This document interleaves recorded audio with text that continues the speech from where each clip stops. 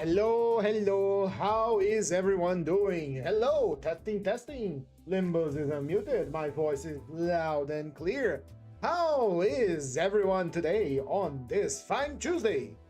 And, of course, welcome back to our daily Limbus Company ID study, Mirror Dungeon, and book reading. Today was a viewer recommendation. He named this team the Generation Alpha, Gen Alpha of the Middle. Today we're going to be running a duo consisting of the middle little sister Don Quixote and the House of Spiders middle apprentice Ishmael, which are technically little sisters. The team was very meticulously crafted, so we don't have much to see here. We won't spending much time preparing the team because it's already prepared. So all we're going to do is take a quick look over them and what this viewer has selected for us. Hello, Moises. How are you today?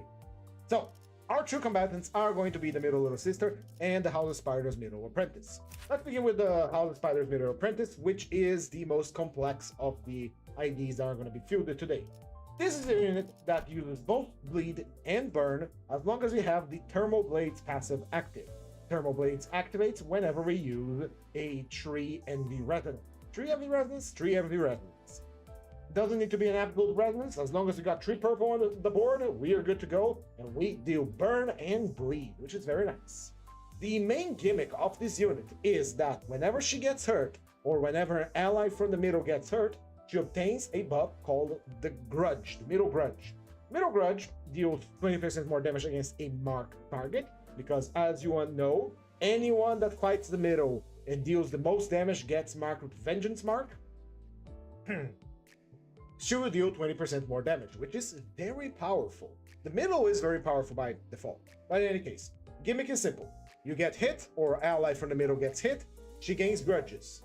Once she has 5 grudges, and you use your skill tree, she will convert those grudges into a permanent buff, called the Middle-Styled Augmentation Tattoos that gives you final power and more damage based on the stacks. 5 grudges become 1 tattoo. You can do this 2 times per turn only. So the sweet spot for grudges is 10 grudges. If you have 10 grudges and you use your skill tree, you convert them into 2 tattoos. In short, you're gonna need at least 5 turns, or 10 if you don't get 10 grudges, to get the full power out of her middle augmentation tattoos. Which is a little steep. It's very difficult to ramp it up, but again, it's final power that's a +1 on our attacks, +2 if it's maxed out, and 50% more damage. That is the simple gist for this unit. Much like the other middle units, we have a counter, and if this counter is used on an absolute resonance of envy, it becomes her skill tree, giving you great control when you want to convert the grudges into tattoo. That's all we need to know about this ID. There's nothing else to check. Same thing with Dawn. Dawn is extremely simple. It's one of the earliest middle IDs that we got. She has the same gimmick as I just described. If you use your counter on a 6 Envy Absolute Resonance, it becomes the skill tree, and the skill tree becomes the Envy Resonance skill. All of her attacks gain more power based on the Envy Resonance. Her passive is the same as other middle units, very similar. She gains Envy damage up every time the enemy hits an ally, and we apply Vengeance Mark to the enemy that has dealt the more damage to an ally. And if we target that guy, we gain coin power against him. It's very powerful. Unfortunately, there can be only 1 Vengeance Mark out into the field, which is sad, but with other units would be better. But since we are only using the 2 of them, that is Dawn and Ishmael, that is all the units we need to review today. What we're going to look now is in the passives that are going to play to help us survive the dungeon. Remember that we're running with our rules.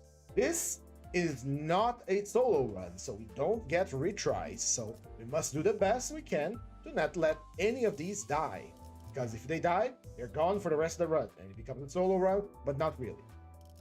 Helping us in this endeavor, we will have Wei Branch Yiseng with his strange passive for healing. If I recall correctly, it compares our speed in this turn and the previous, and we gain defense level. And if you're low on health, we will heal 50 HP, but this only happens once per encounter. Together with him, we have the House of Spider Ring Apprentice Faust with the excellent skill for when we equip a defense skill, in this case our counter, we inflict bleed on the attacker. If the attacker already has bleed, that true bleed count. That is a very, very powerful passive. Following on, we have Ryoshu with the additional bleed. We have the Ring Fall Student Merceau with the application of defense level down. Ting Tang Honglu for the extra damage, as we already know, it's just 20% more damage. LCB Sinner Heathcliff giving us more blunt damage for the ally with the lowest max HP.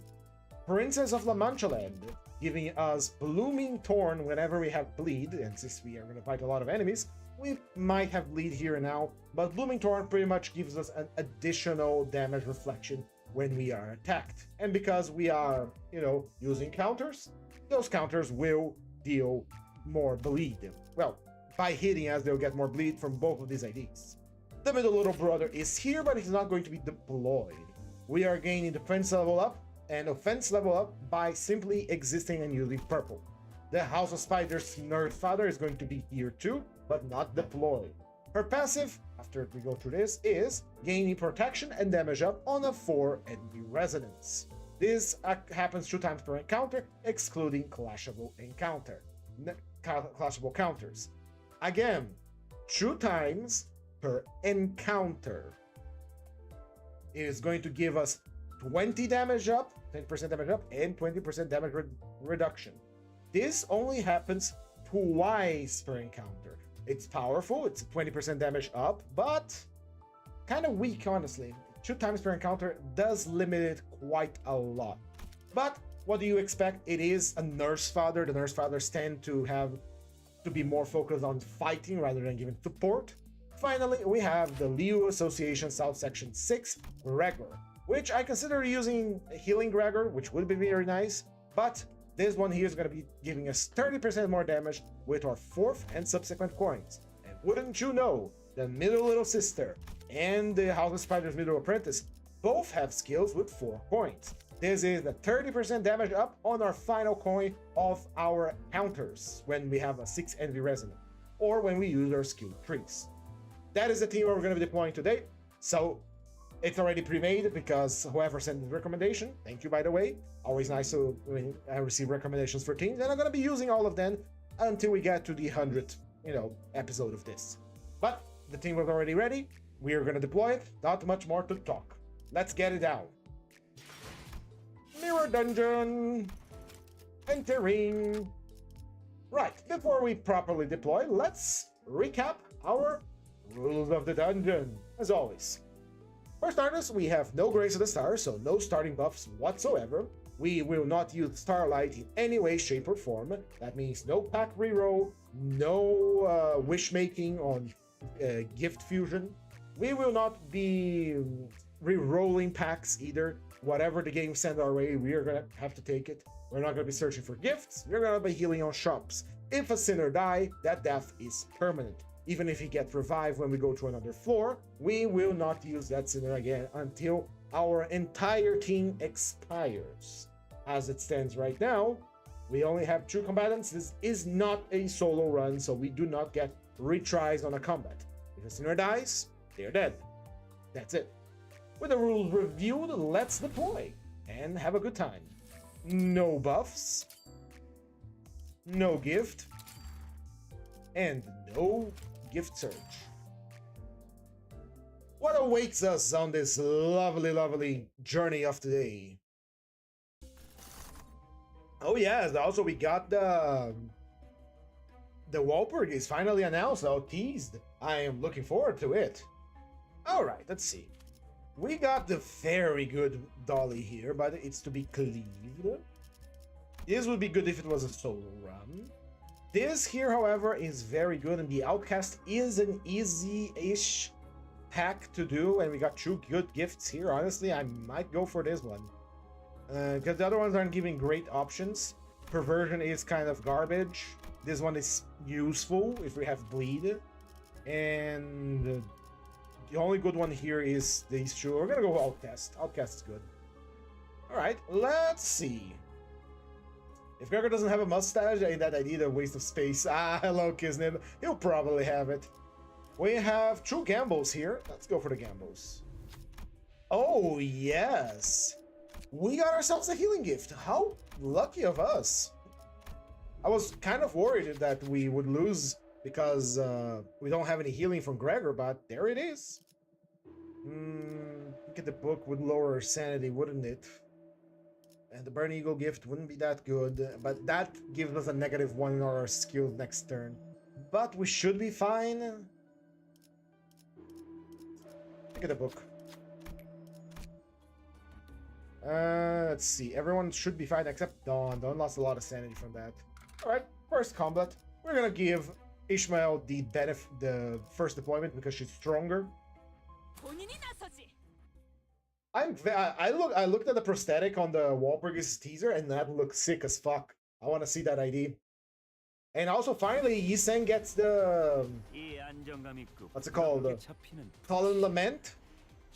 Solemn Lament Ego, which I like when we have a ID and an Ego that match each other. Alright, here we go. No point in getting... We can either counter or go all out. I haven't checked our weaknesses either, but this is the first floor. We don't even have Ego resources for Ego to change our resistances. So we're just gonna go with normal clashing, normal countering as much as we can.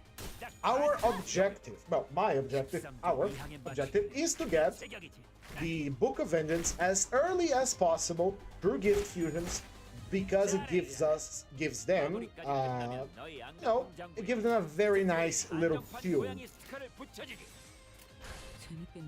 How's it going today? Hello, War Project. It's going well. We just got started. Today we are using a team recommendation given by one of you. Today is the Generation Alpha of the middle. That means it's Dawn and Ishmael Apprentice.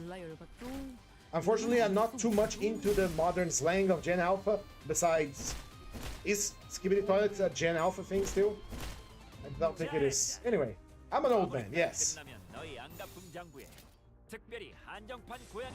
I'm not even gonna pretend I know the modern slang because I'm not interested in it. Again, we are following our rules of the dungeon, as I mentioned before. With very limiting rules, but again, if one of them dies, they're gone. We don't have revives. We're giving Dante a little break today.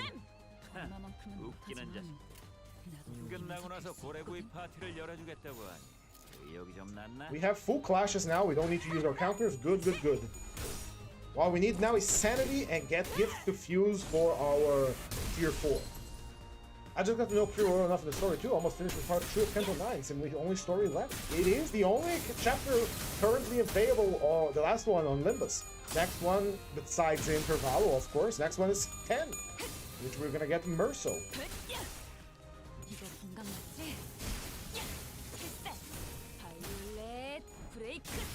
Very good. One thing that makes the middle, and by extension the index, very strong IDs.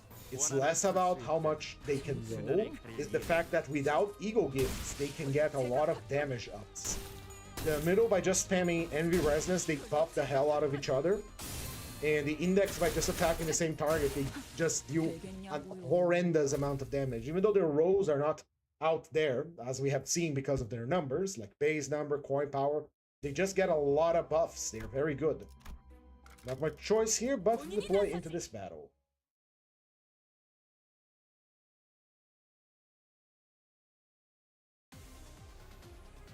Bugs. The bugs are back. We could already pop Electric Screaming. Again, Envy Resonance, -2 attack weight. So in a 5 Envy Resonance, we get a maximum attack weight. Got it. Alright. Oh, I'm very excited for Merso's Canto, honestly. Because my tabletop campaign takes place in M Corp, in the back streets of M Corp, with the borders on N Corp. So the more I know about them, the better. Also very interesting, Dawn does not gain shields when using her counter. The more modern, more recent, I wouldn't say modern, the more recent IDs for the middle all gain shields when using counters, which is, you know, kind of important. Because since you're gonna get hit and you want to, you know, at least to decrease the damage a little bit, that's the main problem with counter, until they got, you know, a pretty good glow up for the middle, is that you have to take damage before you can deal damage. And if you get staggered, you're not gonna do a lot of damage. It also is not gonna protect you in any way, shape, or form. You just get a free attack that cannot be evaded. This is very important, this not being able to evade a counter, as we have seen in previous Extreme Dungeon stream with dealing with, for example, Valentina. Valentina gets hit and loses her Eye of Odin. I think? No, it's not when she uses the evade and gets hit. But still, you get to hit her without triggering her evasion.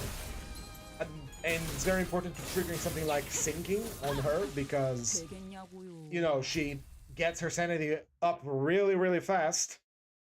And once she had that sanity of 45, give up on trying to hit her through clashes. Alright, first shop. We have Melted Paraffin, which gives us more burn for Kira Ishmael. Not great amount of burn. Crown of Rhodes is actually pretty good. It affects everyone. So we can power it up. So we got some Rupture going on. No more... nothing good here. Burial Curse only affects 6 deployed one. Scissors can't be used. Yeah, we're gonna keep our money. I kept trying to do a Sync Merciful run, but I'm only choosing packs by Ego Gifts, which barely care for what kind of attacks the enemy in the pack had. Since we've been doing these major dungeons a lot, I have a sort of idea what enemies are in certain packs, but it's difficult. Yeah, you sometimes have to consider that, oh, this might be a problem. Alright, here we go. Love how this unit just stands still for the first turn, despite having 4 power up. It's Lim! I love how her voice cracks when she rotates that attack. Right. This is a focused encounter, that means we can dangle with the attacks coming out. So, are you weak to... No, you're fatal against Pierce, normal against Gluttony. And it's all Pierce attacks. What about you, Dawn? Slash. Okay. How about you with Gluttony? Normal. Pride, normal. Yeah, this is the best we can do for now. This is gonna be so dope! Oh, get your Crossing Dervish out.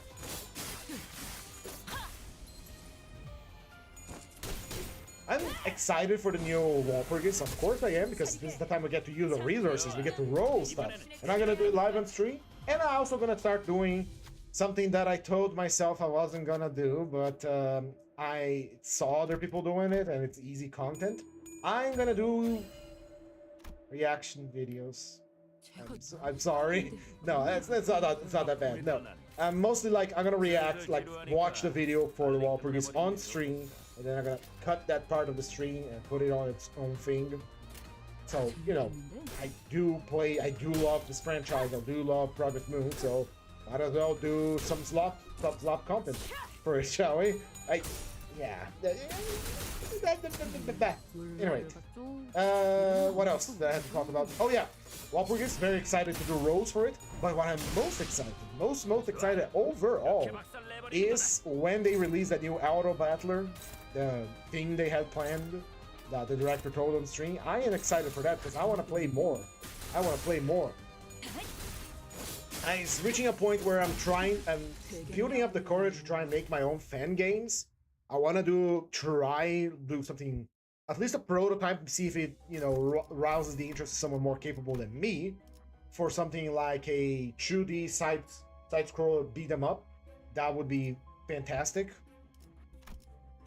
Alright, Wound Clarity is more bleed, and let's do Lust or Gluttony, except Ego, this enemy inflicts matter. We do have Lust on Ishmael, so that's maggots on the target. We could also take Charred Disc, which is 4 offense level down. Just at a Google Doc team request, I will see it soon. We'll see it tomorrow. We have a few recommendations already lined up, but I'll choose the one it's time. Ooh! Curriculum Vitae is very nice. We don't have anyone with Gloom this time around, I think. Headless Portrait is sinking on everyone for free, and it is inflicting sinking potency on all enemies next turn for each envy affinity skill used. And this one is powered down for enemies with 33 or less HP. While the sinking is very tempting, we're gonna go Voodoo Doll. Voodoo Doll is incredibly powerful. -2 on all attacks is very good. Okay, here we go. To be pierced, emotional craving, and falling flowers. We can get... This is like amazing, by the way. This is one of the best unique gifts you can get, because it just gives base power to everything. But it means fighting Dongbei. A chance of fighting Dongbei. To be pierced has crabs, and it's very dangerous. Emotional craving is a little easier, but has... I guess it has temporal bridle. It's good for us. This would be amazing, though. But falling flowers... We're going to be fighting against T-Corp, tax collectors, which are very dangerous. And because they're in focus encounter, we don't have much freedom to deal with them. And if memory does not fail me, K-Corp units as well. I want this, but I will choose caution this time. We're going to go for emotional craving, and we're going to get temporal bridle, and this here. Alright. First turn, we got a focus encounter here, and we're gonna take it because we can control the flow of battle there.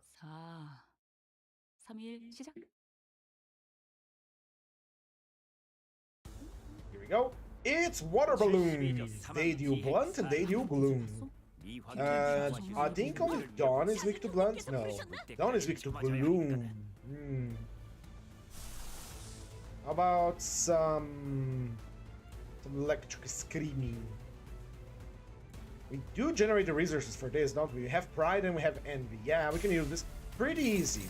Let's change our damage weakness, damage resistance, so that we don't take a quadruple damage.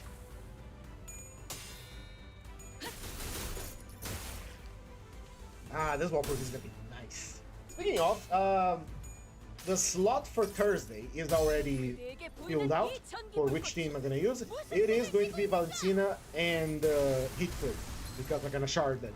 So we're going to do a full ID analysis of them and actually deploy them on the field to deal to see how they play. And I'm very excited to use them too. We're waiting like a good boy, and then we're going to do a Mirror Dungeon Extreme eventually with How the Spiders Ryoto. Fully fed and see how crazy it gets. I've already seen the thumbnail I'm gonna make for the Mirror Dungeon for Extreme with How to Fight the Ryoshu. I'm gonna take an image that I have of Rhodia, but it's drawn like a ball, and I'm just gonna switch it over to Ryoshu. Easy peasy. With 2 characters, this becomes much easier. Everything okay there? Okay. No, there, wiping the floor. It also goes much quicker. We have a duel because, well, you have more output of damage.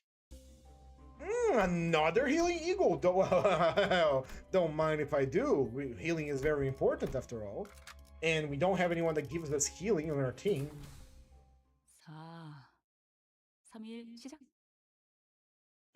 So, well, I put out the same question to you. Oh, god damn it. I spoke a little too soon. Look who is here. The entire Inquisition is here, boys. And they have Pride. Pride, Pierce, and Blunt. Dawn is fine, but she is fatal to Pierce. Let's see. Blunt. Okay, she's fine this turn. Let's just do counters, because there's not much we can do.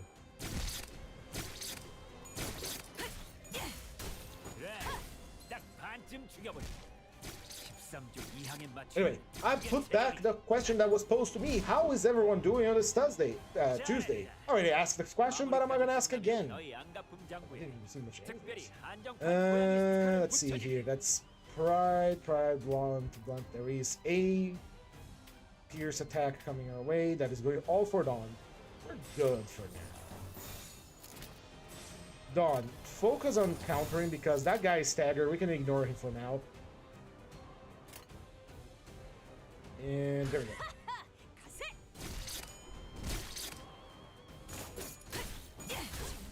I think we do blunt damage because we can just give the damage back to them.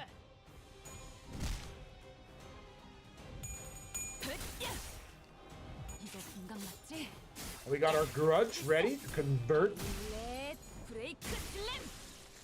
2 tattoos obtained. Just 8 more to go. Dawn clashing.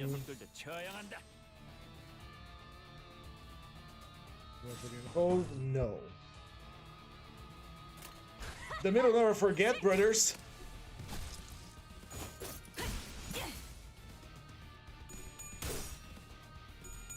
And there we have Blooming Torrents. Blooming Torrents is very... Please mention Rodion is good, especially if you're running a solo or something like that, if you don't want to take the extra damage from base Rodion, because it absorbs the bleed that you have to give you a buff. It's very nice, it's very nice. Because bleed is very dangerous, especially for solo fighters. Yo. This is gonna be so dope!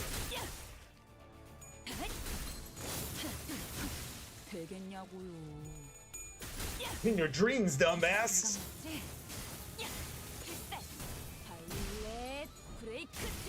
Very nice. Much like the middle, you just wait a few turns and you're powered up. Alright, relatively painless fight. This is like almost everything that gives us trouble in this game is something that deals blunt damage, and as long as you bring a unit that is resistant to blood, the difficulty is over. 4, 3, 1, 시작. Walter. And oh no, these ones are actually dangerous for us. They are very dangerous. That is Wrath and that is Envy. Fatal to Wrath. Fatal to Lust. Dawn, you're gonna have to change.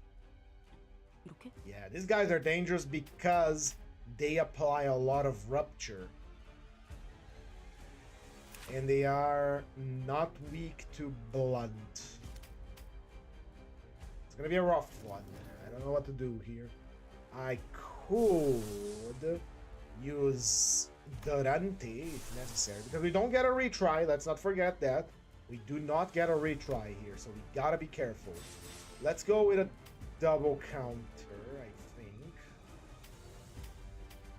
The problem is this attack. She's weak to Wrath a lot, and we don't have ego resources. To change it, we will need True Pride or True Gloom. Which we don't have Gloom, we only have Pride, and the only Pride we have is from Dawn's S3s.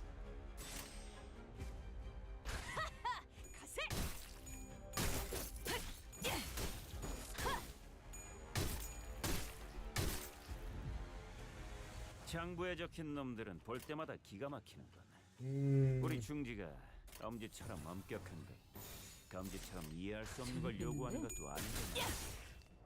이거 공감 맞지? Fight, honestly. It's one down. 딱 반쯤 죽여버렸군. Another stagger out of the way. The less damage we got out going towards us, the better. That Rupture is going to demolish us.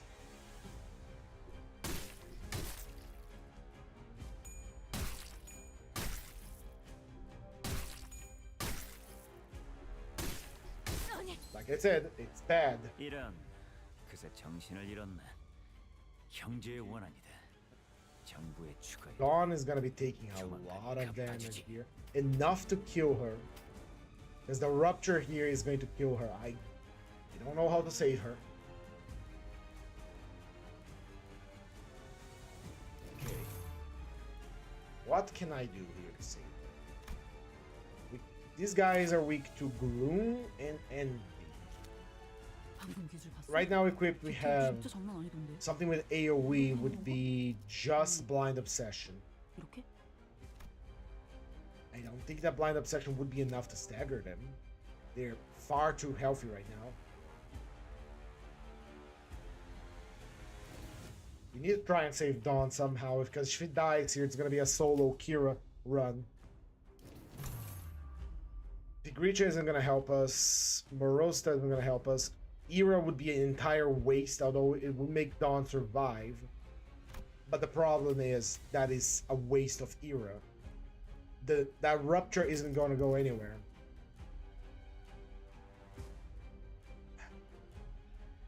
Right now we're tied for speed with these two goons on the back here. Let's try Superbia.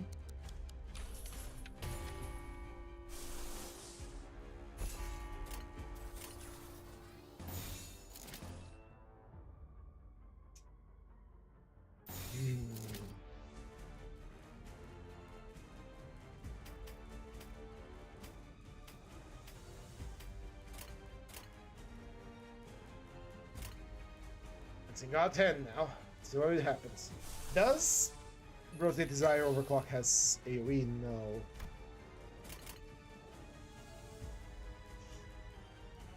And Prayer.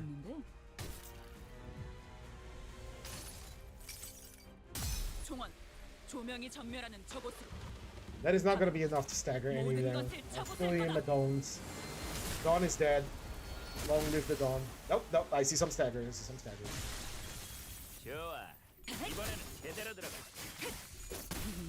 But not enough to save Dawn. Damnation, we lost the Dawn. And we can't retry, we can't revive her. She's gone, Bryce. Long live Dawn.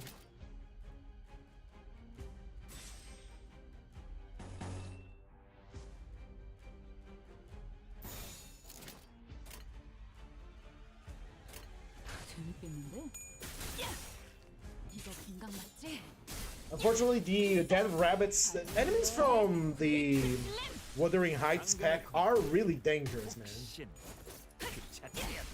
The butlers with their insane ability to inflict bleed, these guys with a rupture count.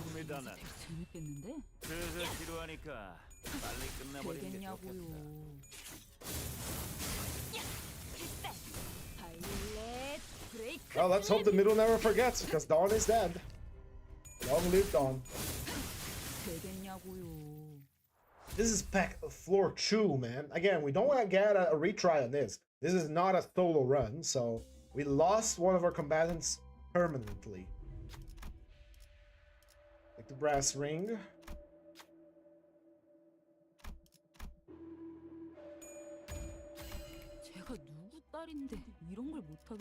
Okay. We got OPS system, I suppose. We got Milarka, which gives us flash power. And we got Tangle Bundle, that is more damage. Let's upgrade UPS system. And the Bloody Gadget for extra damage, because we have Lust, and that thing affects Lust real well. We can sell the Tremor Wobbling Keg. And upgrade this one. Another upgrade for this isn't gonna work for anything, so let's go for the Voodoo Doll.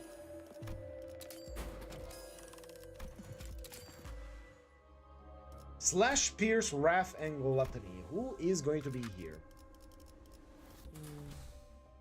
4, 3, 1 시작. Poor Dawn, poor Dawn. This is gonna be very difficult now. Pierce damage with Lust. We are fatal to both of them.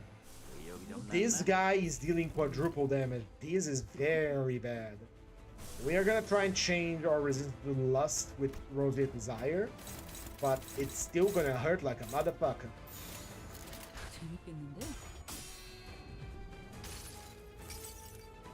환락에 삼켜지기 전에. I think our resistance are already changed. Yes.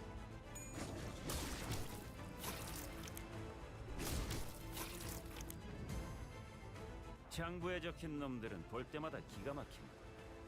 우리 중지가 엄지처럼 엄격해. Alright. Now that we are properly resistant against Lust, we still have our weakness to, Pierce, which is bad. And we'll do our best now. What on is skill true? It's red. Okay. 이렇게 하는 건가? 재밌겠는데? Hey, you look like my auto mod is finally working because it just perfect parried a bot. Nice.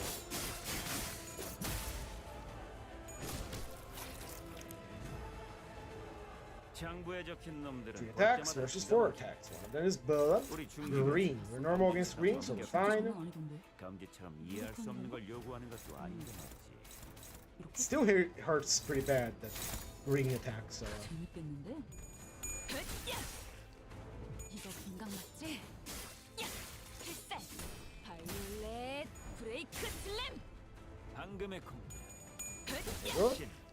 이거 공각 맞지? 필살! 바이올렛 브레이크 슬램! Break this limb. 좋아. 그렇게 박살 내버리는 거다. Alright, we got the 4-4x4 now. Clash Town. That big attack is gonna hit at 21, huh? Alright, that's fine by me. Hit me. We blocked everything.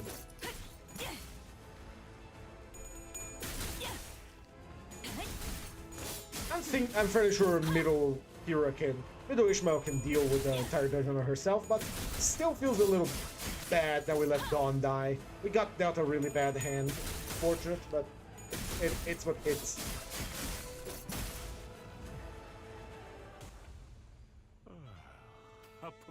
Let's get some damage. We clash with the attacks for maximum extra damage for the clash bonus, which, if you don't know, the longer a clash goes on, the more damage the winning attack does.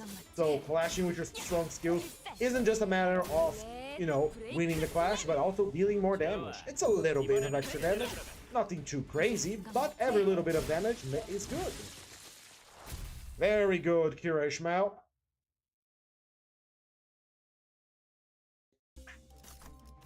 Give me the cost. And now we are alone. So sad. This is death if we go here. Addicting Lust and High Voltage Power Supply are both easy packs.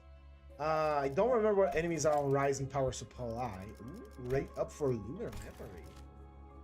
I will go here then. Yes, I will go here. And let's hope for the best. Let's go over it. It's a focus encounter. We can modify. Oh, damn it! I deployed with a. I broke my rules. Hold on. Let me rectify this. What the hell are the dogs barking outside? Do I give up? Yeah. Gotta rectify this. Dawn has died. We don't have Dawn anymore. Goodbye, Dawn. 4, 3, 1, 시작.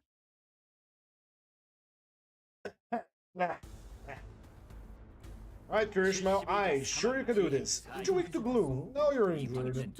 Let's see. Blunt, pierce. We just take care of the pierce one and it's pretty fine for the blunt ones.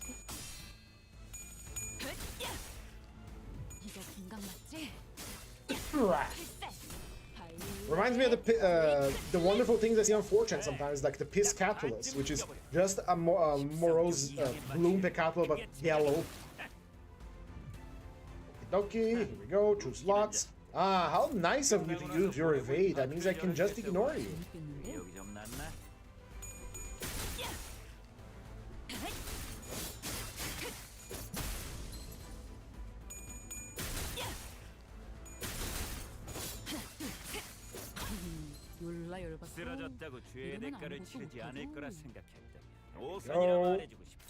Kill them.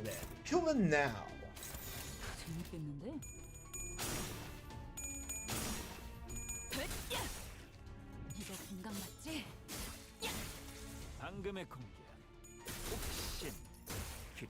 Unfortunately, because of the nature of these daily streams, I don't have much to tell you today. While I'm planning my campaign, if one of my players watch this, I can't. Here's the thing: I want to talk about my campaign and what I'm preparing for, but in case one of my players watch this, I don't want it to be spoiled. You know what? I'm gonna talk it anyway.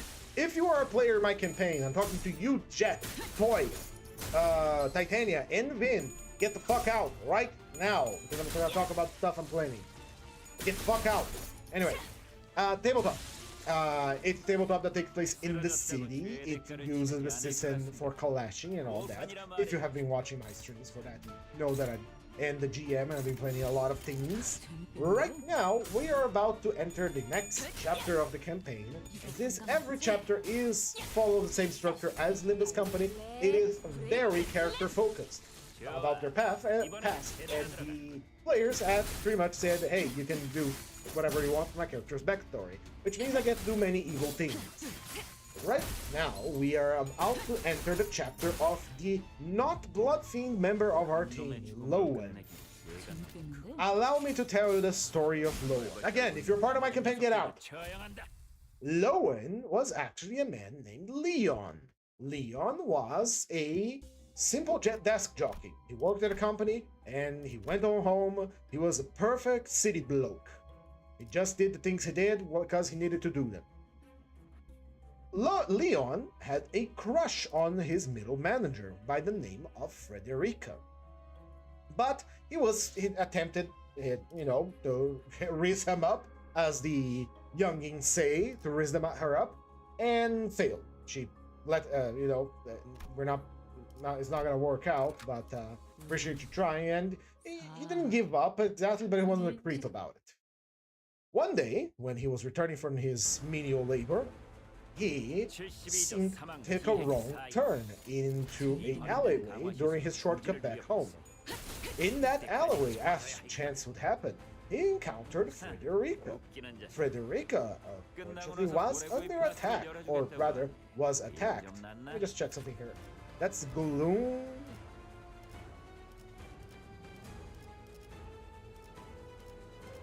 Yeah, he only does Gloom when he... We've got good resistance against. It's just the pierce attacks that are gonna be a pain in the ass. Okay.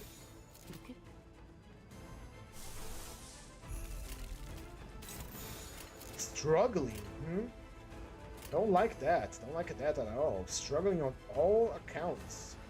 Why? We are rolling a 29. Ah, it is a negative coin, this one, huh? We're rolling a 16. Let's try with our big attack. That's all we can do for now. Anyway, he encountered Frederica in this alleyway, and she was under attack by a bunch of fixers from the Fang Hunt office. Fang Hunt was, in Don Quixote's chapter, they were vampire hunters. She was mortally wounded, as it would happen. And when Lowen, I gotta help her, I gotta try my best, she, lunged towards him and took a nice deep bite out of his neck. Yummy. Because she was feral, she was mortally wounded, and she needed some food. And a snack just happened to enter the alleyway conveniently. So she went, bit him in the neck, but because of her current situation, being very weak and mortally wounded, she died during the process of, feeding. This caused the feeding session to turn into a botched embrace. She was trying to, just eat him, drink the blood, but as she died, it all got muddled and confused, and she kind of turned into a blood fiend, kind of did. What happened is that Federica died, but her consciousness, her blood, got mixed up with his. This is the story of Leon. The character in question, that we're talking about, in the campaign is called Lowen. What has happened is the following. Inside of his mind, the blood fiend known as Frederica shares the space with Leon, the original, the owner of the body. Because of this botched transformation, which is neither one side, neither the other, they're both struggling to control, Frederica, using her blood fiend ability, even reduced to like a concept inside his mind, has started painting over the original, and thus Lowen was brought forth. Lowen is neither Leon, neither Frederica, but rather something that Frederica is trying to create so that she can control and eventually take over. For Lowen, Frederica is his sister.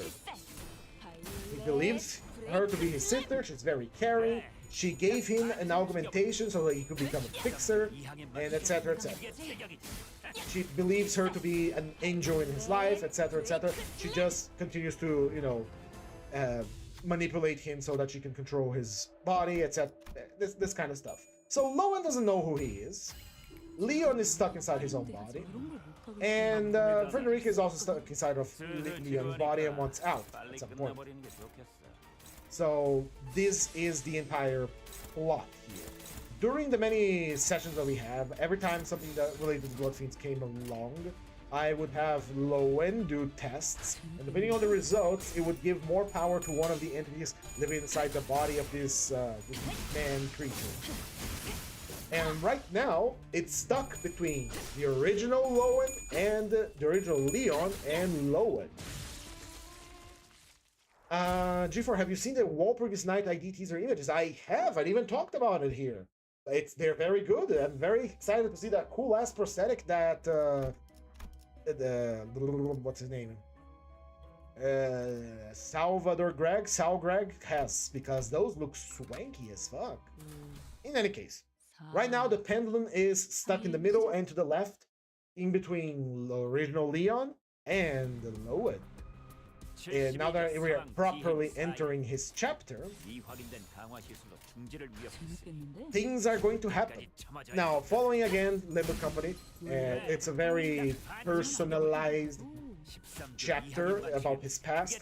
The reason why the whole half-blood fiend thing happened was because of the bloodline that Frederica is from. She happens to be from the... Fuck, I forgot the name now. I wrote it just a moment ago. It was... not Salvador. I think it was Salvador, no. Santiago. The Santiago Blood Fiends. These Blood Fiends have an affinity to manipulating blood like a liquid. And because of their affinity for those blood manipulation, this entire thing has happened. Of course, Grandpa Santiago is not happy. He is a very paranoid man because the entire Santiago family is going to be based off a book, as much of Limbus Company is. And the book in particular that we're going to be focusing on is going to be Dom Casmurro, as a Brazilian classic. One of the pillars of Brazilian literature, many would say. And so, Dom Casmurro, or Santiago vampires, are going to be very paranoid. And that paranoia have had our, you know, Grandpa Vampire send someone to check up on Frederica. See, hey, you were supposed to be spying on this company, what happened to you? And of course, the guy's gonna see, he's been stalking Lowen for a while, and gonna see that I don't know what the fuck's going on here, but I'm gonna exsanguinate you because I have evil blood powers, because I'm a vampire that uses, you know, blood as a liquid. And so I'm gonna exsanguinate you now and, you know, bring you back to Grandpa, see what the hell is going on here. And of course, this is gonna have an internal dialogue inside of Lowen's mind between Leon and Lowen. Who is going to take over? Because the third one is gone.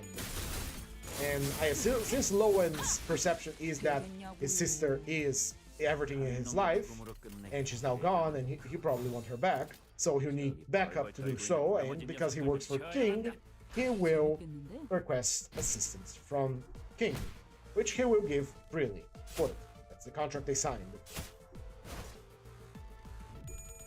And so now I'm preparing the entire campaign around this, blood magic, vampires, blood fiends, and all that good stuff that's gonna happen, and I'm very excited for it. That is, unfortunately, means I'm gonna have to make a gigantic manor map, because what vampire patriarch does not have a gigantic vampire manor? So I'm gonna have to make a gigantic map soon. I'm not looking forward to it, honestly. It's gonna be a fuck huge map. 긴장 맞지? But it's all worth it. 한 놈의 죽음으로 끝내. Alright, we got more slots than Jesus right now. Here we go. More slots than God. I'm very excited for the... 되겠냐고요. 몰라 열받아. 되겠냐고요. Anyway, I yapped a lot about tabletop, but I'm very excited. Sorry, I'm just so excited for it. It's fun. Tabletops games are very fun because you just get to do whatever you want. 3일 And 시작. it's very fun. If my players, if Lo and Leon decides, you know what, fuck Frederica, I don't want her, that's the entire plotline discarded, and they can do that. They can just do that. 죽을 때까지 참아줘야 할 거다. 재밌겠는데?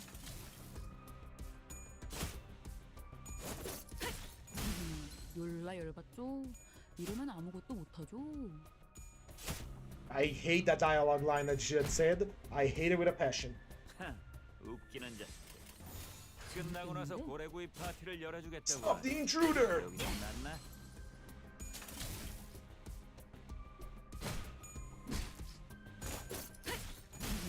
열라 One of the important things that make her kit work about using counters is that every time she uses a counter, she lowers her stagger threshold, and that is extremely important because it prevents her from getting staggered. This time ain't gonna help because that's gonna stagger us.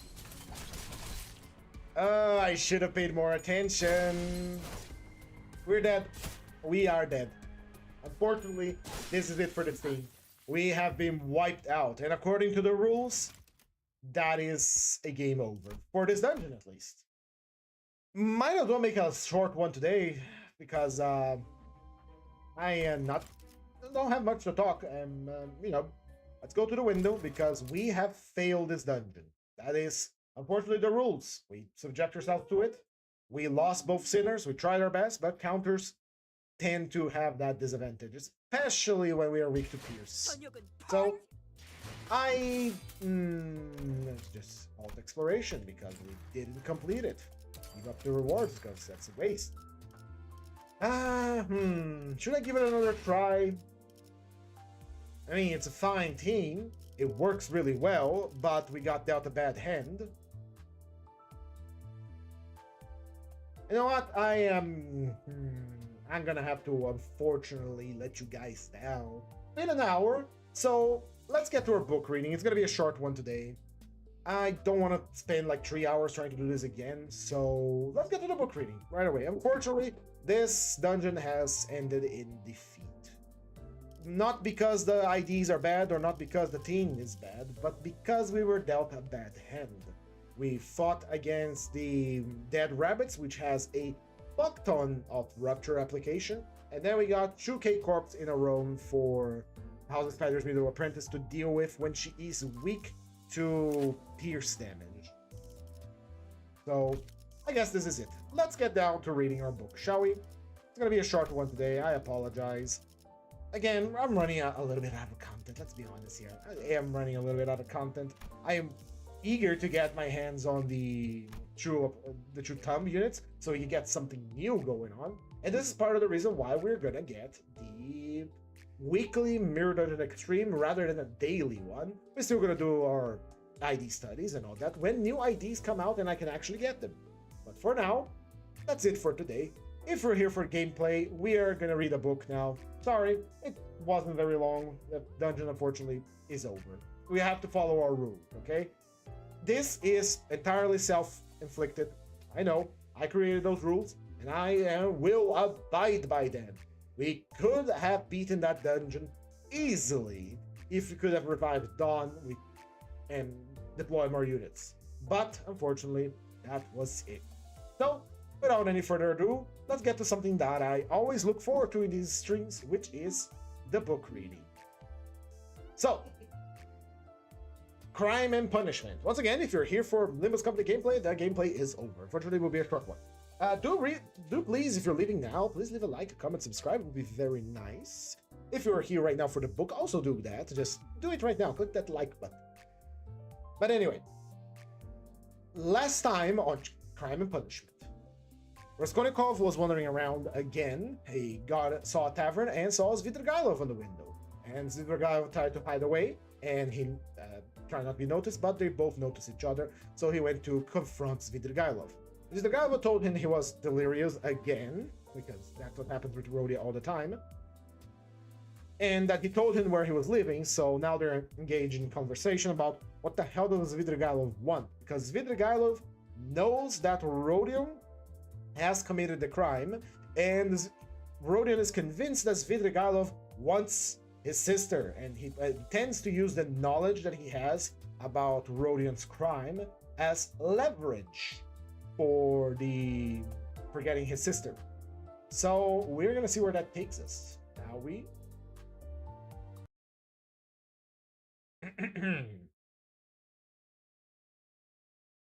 You know, perhaps, yes, I told you myself, began Svidrigailov, that I was in the debtor's prison before, for an immense sum of money, and had no expectation of being able to pay it. There's no need to go into the particulars of how Marfa Petrovna bought me out. Do you know how insanely a woman can sometimes love? She was an honest woman, and a very sensible, although completely uneducated.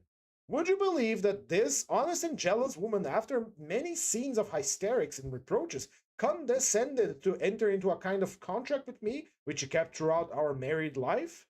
She was considerably older than I was, and besides, she always kept a clove or something in her mouth. There was so much swingishness in my soul, and honesty too, of a sort that I told her straight out I couldn't be absolutely faithful to her. This confession drove her to a frenzy, but yet she seems in a way to have liked my brutal frankness. She thought it showed I was unwilling to deceive her if I warned her like this beforehand, and for a jealous woman, you know, that's the first consideration. After many tears, an unwritten contract was drawn up between us. First, that I would never leave Marfa Petrovna, and would always be her husband. Secondly, that I would never go off without her permission. And thirdly, that I would never have a permanent mistress. And fourthly, in return for this, Marfa Petrovna gave me a free hand with the maids, but only with her secret knowledge. Fifthly, God forbid my falling in love with a woman of our class. Sixthly, in case I, God forbid, should have a serious passion, I was obliged to reveal it to Marfa Petrovna. On this last score, however, Marfa Petrovna was fairly at ease. She was a sensible woman, and so she could not help looking upon me as a dissolute womanizer, incapable of real love. But a sensible woman and a jealous woman are two different things, and that's where the trouble came in. But to judge some people impartially, we must renounce certain preconceived opinions and our habitual attitude to the ordinary people about us. I have reason to have faith in our judgment rather than in anyone else's. Perhaps you have already heard a great deal that was ridiculous and absurd about Marfa Petrovna.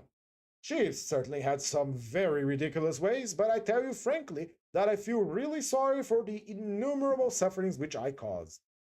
Well, that's enough. I think for a decorous oraison funèbre, for the most tender wife of a most tender husband. When we quarreled, I usually held my tongue and did not irritate her, and that gentlemanly conduct rarely failed to fulfill its aim. It influenced her, it pleased her, in fact.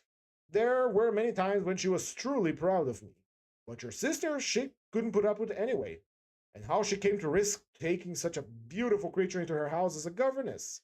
My explanation is that Marfa Petrovna was an ardent and impressionable woman, and simply fell in love herself, literally fell in love with your sister. Well, little wonder, look at Avdotya Romanovna. I saw the danger at first sight, and, what do you know, I resolved not to look at her even. But Avdotya Romanovna herself made the first step. Would you believe it? Would you believe it too that Marfa Petrovna was actually angry with me at first for my persistent silence about your sister, for my careless reception of her continual adoring praises of Avdotya Romanovna? I don't know what it is that she wanted. Well, of course, Marfa Petrovna told Avdotya Romanovna every detail about me. She had the unfortunate habit of telling literally everyone all our family secrets and continually complaining about me. How could she fail to confide in such a delightful new friend? I expect they talked of nothing else but me, and no doubt Avdotya Romanovna heard all those dark, mysterious rumors that were current about me. I don't mind betting that you too have heard something about the sort already. I have. losing charge you with having caused the death of a child. Is that true? Don't refer to those vulgar tales, I beg you, said Svidrigailov with disgust and annoyance. If you insist on wanting to know about all that idiocy, I will tell you one day, but now... I was told, too, about some footmen of yours in the country whom you treated badly. I beg you to drop the subject, Svidrigailov interrupted again with obvious impatience. Was that the footman who came to you after death to fill your pipe? You told me about it yourself. Raskolnikov felt more and more irritated. Svidrigailov looked at him attentively, and Raskolnikov thought he caught a flash of spiteful mockery in that look. But Svidrigailov restrained himself and answered very civilly. Yes, it was. I see that you two are extremely interested, and I shall feel it my duty to satisfy your curiosity at the first opportunity. Upon my soul, I see that I really might pass for a romantic figure with some people. Judge how grateful I must be to Marfa Petrovna for having repeated to Avdotya Romanovna such mysterious and interesting gossip about me. I dare not guess what impression it made on her, but in my case it worked in my interests. With all of Avdotya Romanovna's natural aversion, and in spite of my invariably gloomy and repellent aspect, she did at least feel pity for me. Pity for a lost soul. And once a girl's heart is moved to pity, it's more dangerous than anything. She is bound to want to save him, to bring him to his senses and lift him up, and draw him to nobler aims, and restore him to new life and usefulness. Well, we all know how far such dreams can go. I saw at once that the bird was flying to the cage of her own accord, and I too prepared myself. I think you're frowning, Rodion Romanovich. There's no need. As you know, it all ended in smoke.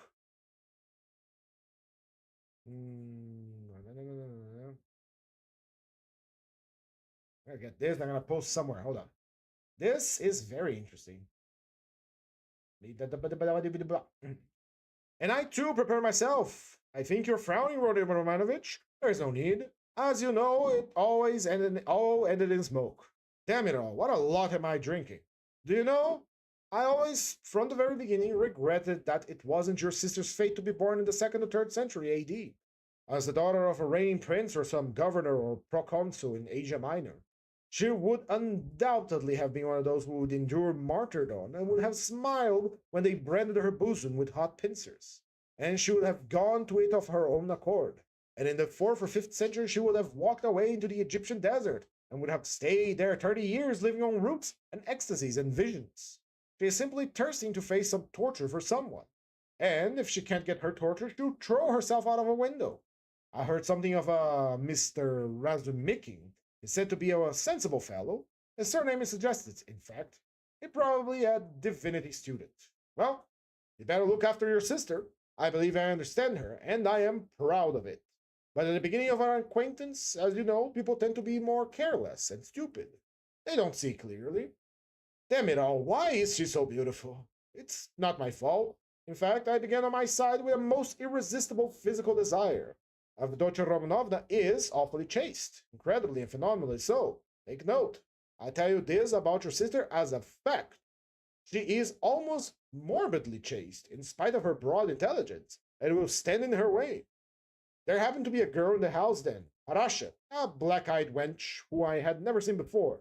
She had just come from another village. Very pretty, but incredibly stupid. She burst into tears, wailed so that she could be heard all over the place and caused scandal. One day after dinner, Avdotya Romanovna followed me into an avenue in the garden, and with flashing eyes insisted that I left poor Parasha alone. It was almost our first conversation by ourselves. I, of course, was only too pleased to obey her wishes, tried to appear disconcerted, embarrassed, in fact, played my part, but badly. Then came interviews, mysterious conversations, exhortations, entreaties, supplications, even tears. Would you believe it? Even tears. Think that the passion for propaganda will bring some girls to it. I, of course, threw it all on my destiny, posed as hungering and thirsting for light, and finally resorted to the most powerful weapon in the subjection of the female heart, a weapon which never fails. It's the well-known resource, flattery. Nothing in the world is harder than speaking the truth, and nothing easier than flattery. If there's the 100th part of a false note in speaking the truth, it leads to a discord, and that leads to trouble. But if everything to the last note is false and flattery, it is just as agreeable, and is heard not without satisfaction. It may be a coarse satisfaction, but still a satisfaction. And however coarse the flattery is, at least half will be secure to seem true. That's so for all stages of development and classes of society. A vestal virgin might be seduced by flattery. I can never remember without laughter how I once seduced a lady who was devoted to her husband, her children, and her principle. What fun it was, and how little trouble! And the lady really had principles of her own, anyway. All my tactics lay in simply being utterly annihilated and prostrate before her purity. I flattered her shamelessly, and as soon as I succeeded in getting a pressure of the hand, even a glance from her, I would reproach myself for having snatched it by force, and would declare that she had resisted, so that I could never have gained anything but for the fact that I was so unprincipled. I maintained that she was so innocent that she could not foresee my treachery, and yielded to me unconsciously, unawares, and so on.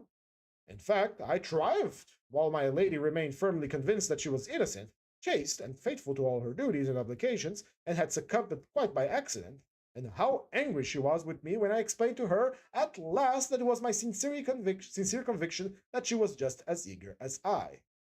Poor Marfa Petrovna was extremely susceptible to flattery, and if I had wanted to, I might have all her property settled on me during her lifetime. Oh, I'm drinking an awful lot of wine now. I'm talking too much.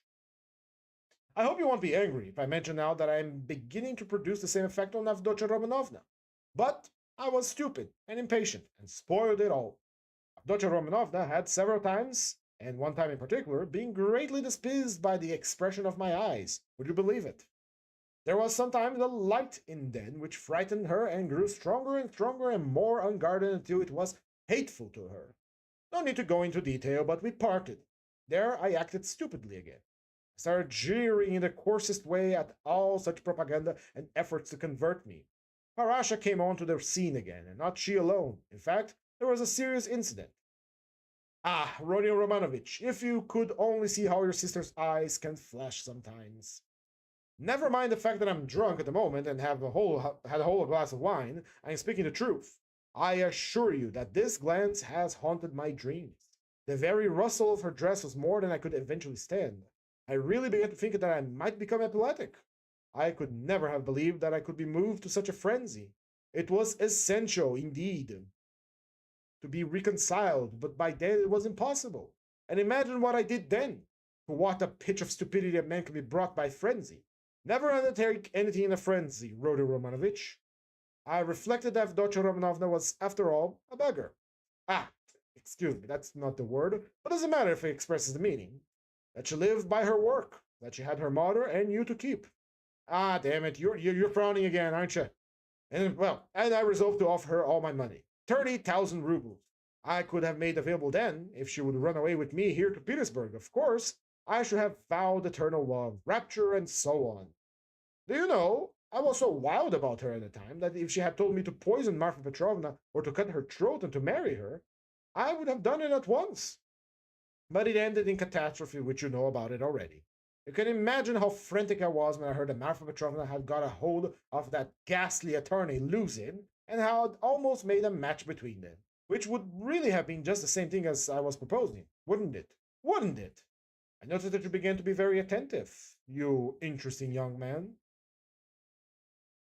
Svidrigailov struck the table with his fist impatiently. He was flushed. Raskolnikov saw clearly that the glass, or glass and a half of champagne that he had sipped almost unconsciously was affecting him, and he resolved to take advantage of the opportunity. He felt very suspicious of Svidrigailov. Well, after what you have said, I am fully convinced that you have come to Petersburg with designs on my sister, he said directly to Svidrigailov in order to irritate him further. Ah, nonsense, said Svidrigailov, seeming to rouse himself. Why, I told you. Besides, your sister can't endure me. Yes, I'm certain that she can't, but that's not the point.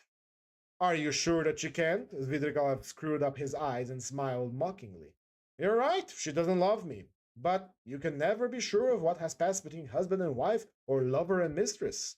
There's always a little corner which remains a secret to the world, and is only known to those true. Will you answer for it that Avdotya Romanovna regarded me with aversion? From some words you've dropped, I noted that you still have designs, and of course evil ones, on Dunya, and I intend to carry them out promptly. What, have I dropped words like that? Vidrigailov asked with naive dismay, taking not the slightest notice of the epithet bestowed on his designs.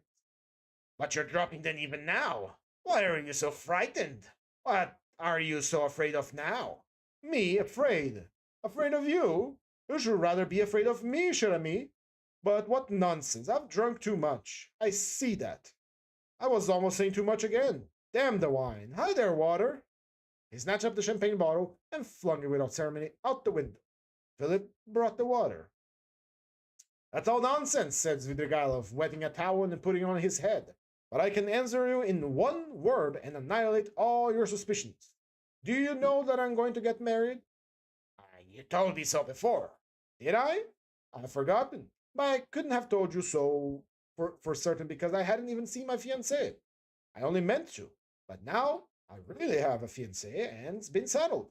And if it weren't that I have business that can't be put off, I would have taken you to see them at once, because I would like to ask your advice.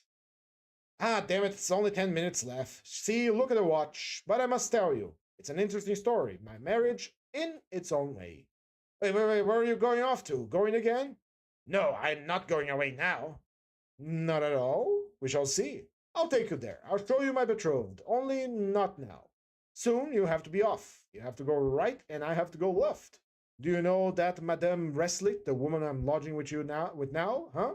I know what you're thinking, that she's the woman whose girl they said drowned herself in the winter. Come on, are you listening? She arranged it all for me. Ah, you're bored. She said you want something to fill up your time, since, as you know, I'm a depressed, gloomy person. Do you think I'm light-hearted? No, I'm gloomy. I do not harm and sit in a corner without speaking a word for 3 days at a time, and that Reslich is a sly one, I tell you. I know what she got on her mind. She thinks I'll get sick of it, abandon my wife and leave, and she'll get a hold of her and make a profit out of her. In our class, of course, or higher. She told me the father was a broken-down retired official who has been sitting in a chair for the last 3 years with his legs paralyzed. The mama, she said, was a sensible woman. There is a son serving in the provinces, but he doesn't help. There is a daughter who is married, but she doesn't visit them. And they've got 2 little nephews on their hands. As though their own children were not enough, and they've taken their youngest daughter out of school, a girl who will be 16 in another month, so that she can be married. She was for me. We went there. How funny it was! I present myself, a landowner, a widower, with a well-known name, with connections, with a fortune. What if I am 50 and she's not yet 16? Who thinks about that? But it's fascinating, isn't it? It's fascinating. You should have seen how I talked to the papa and mama. It was worth paying to have seen me at that moment. She comes in, curtsies, you can imagine, still in a short frock, an unopened bud, blushing like a sunset. She had been told, no doubt. I don't know how you feel about female faces, but to my mind, these 16 years, these childish hours, shyness and tears of bashfulness are better than beauty. And she is a perfect little picture too. Fair hair and little curls, like a lamb's, full, like little rosy lips, tiny feet, a charmer. Well, we made friends. I told them I was in a hurry because of domestic circumstances, and the next day, that is the day before yesterday, we were engaged. When I go now, I take her on my knee at once and keep her there. Well, she blushes like a sunset, and I kiss her every minute. Her mamma, of course, impresses on her that this is her husband, and that this is how it must be. It's just delicious. The present condition of being engaged is perhaps better than marriage. Here you have what is called how do I pronounce this? I hate this dialogue, by the way. La nature et la vérité. I've talked to her twice. She's far from a fool. Sometimes she steals a look at me that absolutely scorches me. Her face is like Raphael's Madonna. You know, the Sistine Madonna's face has something fantastic in it. The face of mournful religious ecstasy. Haven't you noticed it? Well, she is something in that line. The day after we'd be engaged, I brought her presents worth 1,500 rubles. A set of diamonds and another of pearls and a silver dressing case as large as this, with all sorts of things in it, so that even my Madonna's face glowed. I sat her on my knee yesterday, and I suppose rather too unceremoniously. She flushed crimson and the tears started, but she didn't want to show it. We were left alone. She suddenly flung herself on my neck, for the first time of her own accord, put her little arms around me, kissed me, and vowed that she would be an obedient, faithful, and good wife, would make me happy, would devote all her life, every minute of her life, would sacrifice everything, and all she asks in return is my respect, and that she wants nothing more from me, no presents. You admit that to hear such a confession alone from an angel of 16 in a muslin frock, with little curls, with a flush of a maiden's shyness, and her cheeks and tears of enthusiasm in her eyes, is rather fascinating. Isn't it fascinating? It's worth paying for, isn't it? Well, listen. We go to see my fiancée, only not just now.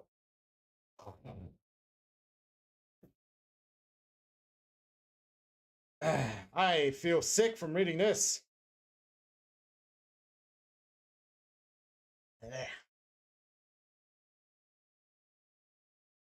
The fact is that this monstrous difference in age and development excites your sensuality. Will you really make such a marriage?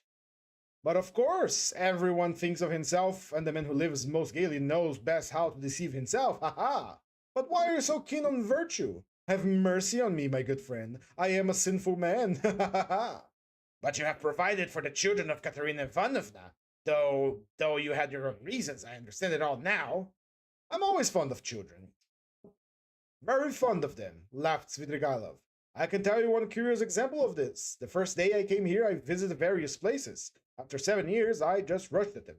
You probably noticed that I am not in a hurry to renew my acquaintance with my old friend.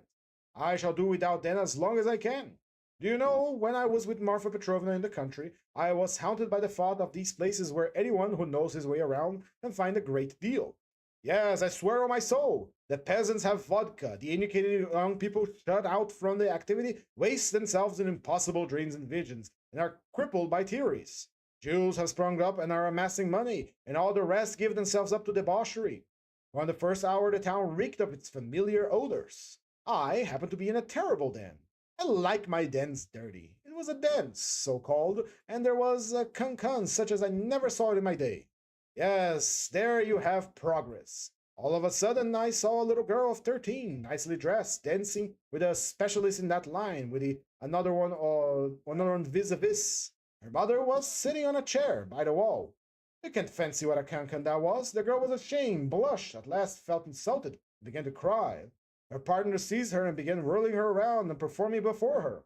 Everyone laughed, and I, like the public, even the cancan public, they laughed and shouted, "Serves her right, serves her right, shouldn't bring children." Well, it's not my business whether that consoling reflection was logical or not. I at once fixed on my plan, sat down by her mother, and began by saying that I too was a stranger, and that people here were ill-bred, and that they couldn't recognize decent people and treat them with respect. Let her know that I had plenty of money and offered to take them home in my carriage. I took them home and got to know them. They were staying in a miserable little hole and had only just arrived from the country.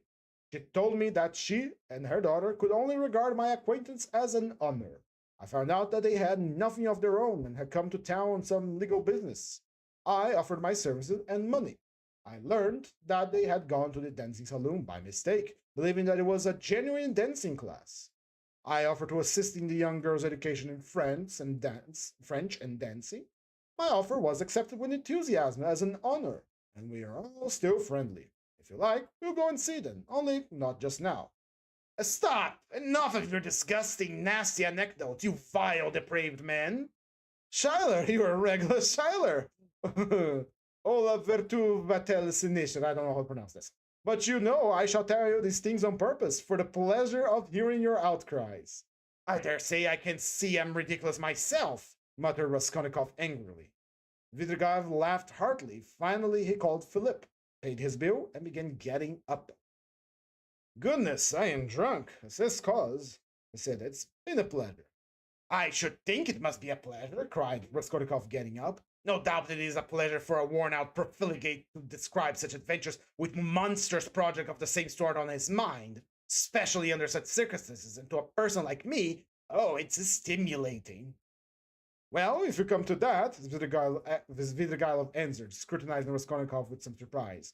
If you come to that, you are thorough cynic yourself. You've plenty to make you so anyway. You can understand a great deal, and you can do a great deal too. But enough! I sincerely regret not having talked to you more, but I shan't lose sight of you. Just wait a bit. Svidrigailov walked out of the restaurant. Raskolnikov walked out after him. Svidrigailov, however, was not very drunk. The wine had affected him for a moment, but it was wearing off every minute. He was preoccupied with something of importance and was frowning. He was apparently excited and uneasily anticipating something. His behavior towards Raskolnikov had changed during the last few minutes, and he was ruder and more sneering every moment. Raskolnikov noticed all this, and he too was uneasy. He became very suspicious of Svidrigailov and resolved to follow him. They came out onto the pavement. Well, you go right and I go left, or if you like, the other way. Only adieu, mon plaisir. May we meet again. And he walked right towards their Haymarket. I hated that chapter. I don't want to. I'm going to delete the stream, maybe. I don't know. That was a horrid little chapter. I hate Svidrigailov too. What a nasty individual. What a nasty, nasty individual. Well, I'm not going to read another chapter. We have 67 pages to go, 66. And we are well within time to finish then by our 100th stream, daily stream. So that is it for today. Bit of a short one, but let's be honest, these dailies aren't that exciting unless we have something cool going on.